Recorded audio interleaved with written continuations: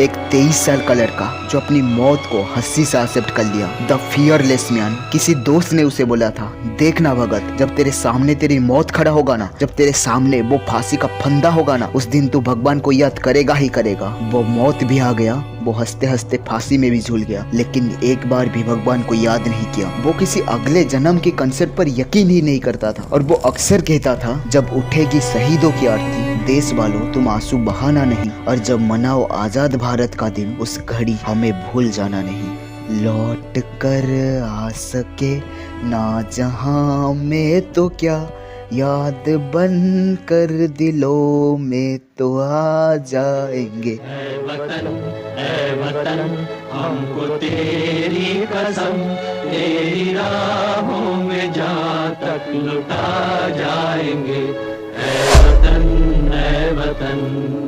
1927 में भगत सिंह को लाहौर में अरेस्ट किया गया, बट भगत सिंह को भी नहीं पता था कि पुलिस उन्हें ढूंढ रहा है। वो तो गार्डन में टहल रहे थे अनअरेस्टेड, और उसके बाद उन पर बहुत सारा झूठे केस लगाया गया। उनमें से ही एक केस था कि वो कुछ मेंबर के साथ मिलकर बॉम्ब कलेक्ट किए और दशहरा के टाइम ब्लास्ट कर दिए। पुलिस ने उनसे कहा कि रिवोल्यूशनरी पार्टी की इन्फॉर्मेशन दे दो तो सारा केस हटा दिया जाएगा, लेकिन इस प्रपोजल के बाद भगत सिंह बहुत जोरों से हंसे थे और बोले थे, मेरे जैसा क्रांतिकारी सोच रखने वाला कभी भी किसी मासूम को बॉम्ब ब्लास्ट करके घायल कर ही नहीं सकता। लेकिन पुलिस का भी रिप्लाई था, हमारे पास तुम्हारे खिलाफ इतना तो सबूत है, चाहे झूठा हो या सच्ची, तुम्हें फांसी होने से कोई नहीं रोक सकता। और भगत सिंह को भी अच्छे से पता था पुलिस उनके साथ कुछ भी कर सकता है। लोगों ने उनसे कहा, अब तो तुम्हें सिर्फ भगवान ही बचा सकते हैं। लोगों ने उनको भगवान से रिक्वेस्ट करने के लिए कहा, और भगत सिंह को भी तब भी पता चला कि वो एक नास्तिक बन चुके हैं। उन्हें लगता था कि सभी शहीदों की तरह अपनी आखिरी पल में वो भी भगवान को याद करेंगे, लेकिन पहली बार उनको फील हुआ इतना बुरा हालत में जब उनको फांसी भी हो सकता हो,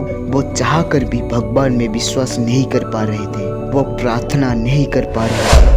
भगवान पर भरोसा मुश्किल हालत में तुम्हें हिम्मत देता है, उससे कुछ हद तक आसान बना देता है। इंसान को भगवान में एक होप दिखाई देता है, एक उम्मीद दिखाई देता है। लेकिन जब तुम ये मानकर चलते हो कि इस दुनिया में भगवान है ही नहीं, तब तुम्हारे पास कोई रास्ता नहीं बचता। तुम्हें खुद पर ही भरोसा करना पड़ता है मेरे दोस्त, तुम्हें इंडिपेंडेंट बनना पड़ता है। दुनिया के साथ, इस जिंदगी के साथ अकेला लड़ना पड़ता है। भगत सिंह अपनी पूरी जिंदगी एक सिद्धांत के साथ जिए, देश की आजादी। कोई धर्म, कोई भगवान इस सिद्धांत से ऊपर नहीं था। हिंदू क्रांतिकारी ये सोचता होगा कि वो अगले जन्म में एक राजा बनकर पैदा होगा। क्रिश्चियन क्रांतिकारी ये सोचता होगा कि अगले जन्म में वो स्वर्ग में रहेगा। मगर एक नास्तिक क्या सोचेगा? भगत सिंह तो एक नास्तिक थे ना, ही इज एन आर्टिस्ट। उनको सिर्फ इतना पता था, जब वो रस्सी उनके गले में होगी और उनके पैरों के नीचे से वो बीम हटाया जाएगा, वही सबसे बड़ा सच होगा, वही एक नास्तिक के अंत होगा। कोई अगला जन्म नहीं, कोई अगला जिंदगी नहीं। एक नास्तिक अपनी आत्मा के साथ हमेशा हमेशा के लिए चला जाएगा, इसके सिवा और कुछ भी नहीं।